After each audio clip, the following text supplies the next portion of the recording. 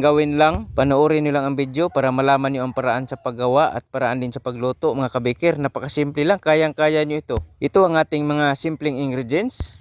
1 and 3/4 cup bread flour or 1/4 kilo, 3 tablespoon sugar, 1/2 teaspoon salt, 1 teaspoon yeast, 1 tablespoon skim milk, water natin 1/2 cup, haluin ng konti, ilagay natin 1/8 cup margarine.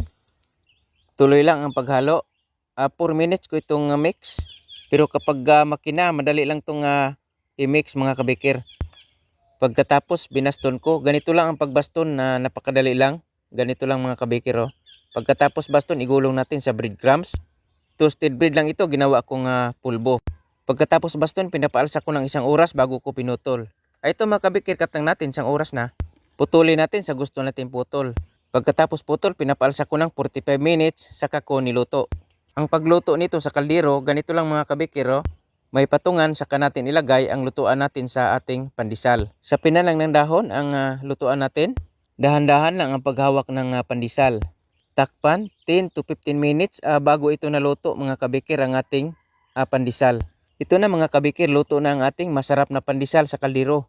Sa mga walang oven na mahilig sa pandesal, pwede kayong magluto nito mga kabikir gamit lang ang kaldero. Madaling gawin lang, sundin lang ang paraan sa paggawa at paraan din sa pagluto. At ang recipe natin mga kabikir, lagyan ko lang din ng recipe ito para kukopyahin nyo na lang kapag gusto nyo gumawa. 1/4 kilo itong ginawa natin. Pag gumawa kayo ng 1 kilo, i-times 4 nyo lang lahat ng ingredients. 1 kilo na po ang kinalabasan nito. Mga kabikir, sana nagustuhan nyo ang recipe na isinire ko sa inyo ngayon. Itong simpleng pandesal na niluto natin sa kaldero. At abangan nyo pa mga kabikir ang iba ko pa mga recipe. Mga simpleng recipe na pwede nating magamit sa pangnegosyo. Pwede rin nating magamit sa pangmerinda mga kabikir.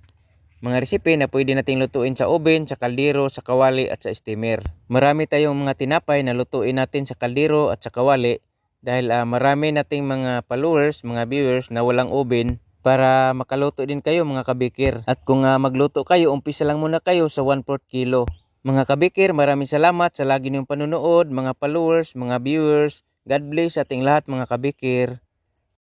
Sa mga mahilig sa pandesal na walang oven, ang mga kabikir, panoorin nyo.